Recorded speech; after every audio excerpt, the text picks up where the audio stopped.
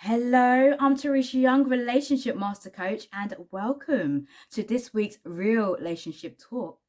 For this week's question, I have been asked, my heart is broken, will our relationship last? Hi, my partner and I have been through a lot for the last couple of years. It's been one of those really rough relationships affected by a lack of communication that often left us either talking to other people or wanting to. We've broken up several times only to get back together, but each time the mistrust gets worse. I hate to point fingers, but mostly it's mistrust from her that I want the best for her. She just can't bring herself to believe in any good coming from me, and I usually choke it up to her bringing all the baggage from before, so I don't blame her. I say to myself, give her time, she'll heal. Lately though, she started accusing me of being competitive, that I've always been overly competitive and tit for tat is my game. I admit, sometimes I expect to receive a certain level of consideration when I do or ask for something, or behave in a manner that I have always freely made available, or understood in her. In my heart, I know for sure that it doesn't come from a place of tit for tat, but she points it out as such, and I'm left wondering if we'll ever meet halfway. The other matter is her claiming that I'm always competing with her.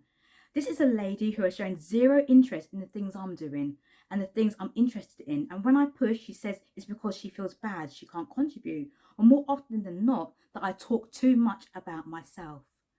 So I started making the effort to understand her world and to show more support. But that has not been taken kindly either. Now I'm told I'm competing with her just for sending her a link to a video or something she'll enjoy. Any mention from me of anything in her line of interest is immediately met with, I told you I experienced this yesterday, and today you've come with your own. Why are you always trying to one-up me? Tears would follow, and I'll be at a loss because I'm only trying to bring us to common ground of some kind. I'm starting to believe it might not work. If all she sees of me is negativity when I'm doing nothing but loving her with all my heart, it breaks my heart. Firstly, thank you for contacting me and presenting your question. I'm so sorry to hear that you are having a difficult time with your partner and it's causing you heartbreak. It can't be easy at all. It sounds like there's a lot of misunderstandings in your relationship, and that's not uncommon when it comes to relationships because there's differences of opinions, perceptions, and there's also personal differences in a relationship.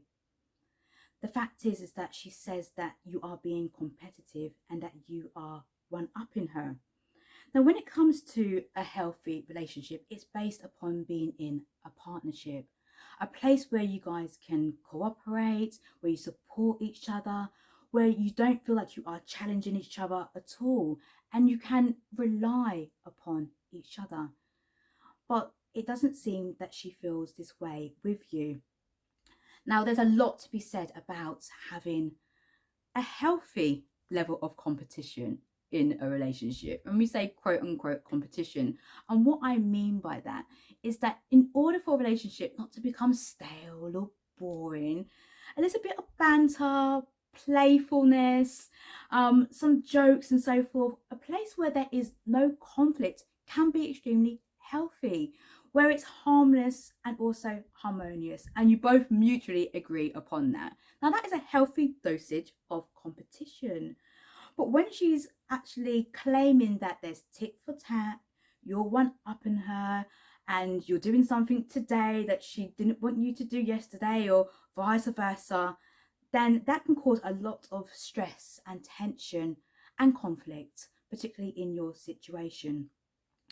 Now, whilst it seems like you have spoken to her about matters, I would strongly encourage you and invite you to check out the video that I done a couple of weeks ago on how to deal with an unsupportive partner.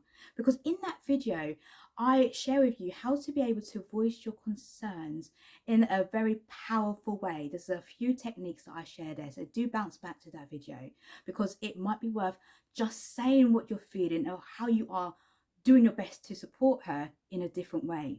That's one key thing. Fundamentally, however, what I see here is that it all boils down to trust. Now, you have separated several times and also started, perhaps it seems, talking to other people as well. Now, this pattern that you have, this cycle that you have of breakup, union, breakup, union, breakup, union, talking to other people, probably even questioning if that person or your partner's talking to a person, and then you're thinking, oh, what is she doing? And she's thinking, are you talking to another person? What are you up to?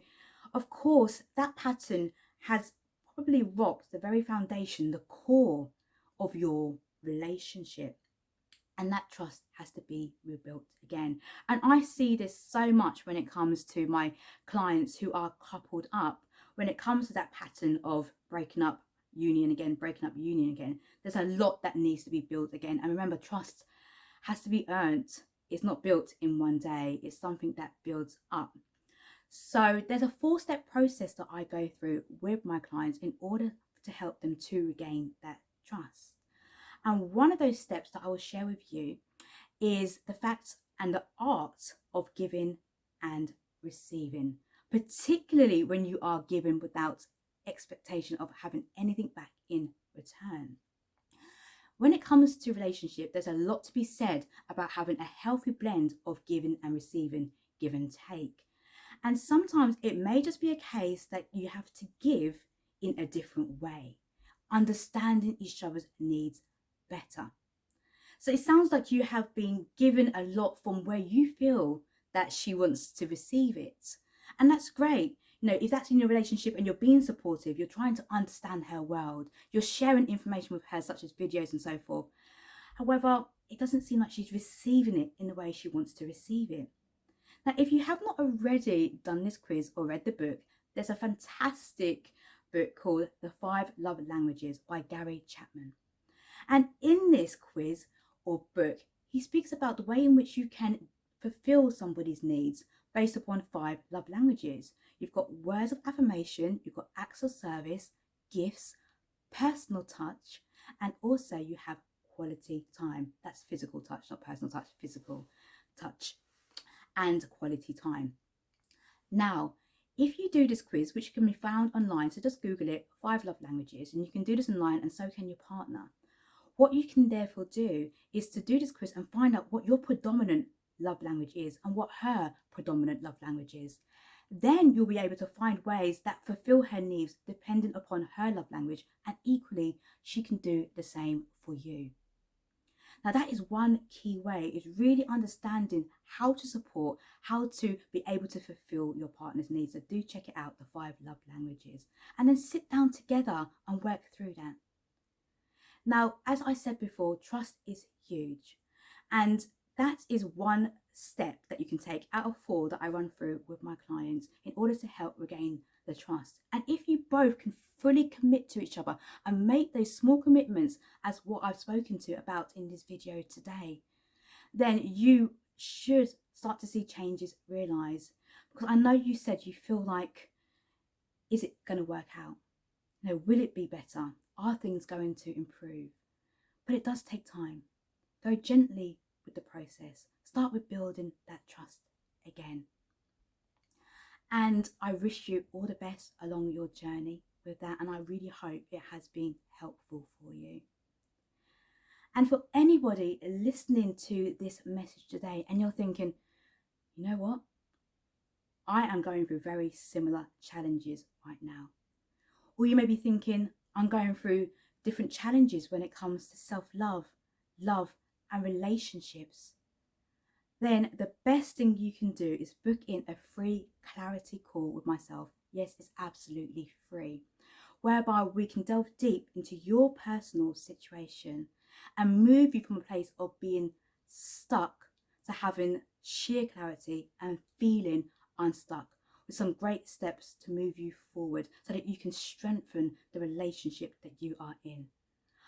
I will drop a link to where you can book in some time with me, and that will be on my website, www.tereshayoung.com. The link should be in the description section or comment section below, and let's see if and how I can help you. Until next time, take great care of yourself and other people. I look forward to you joining me on the next Relationship Talk.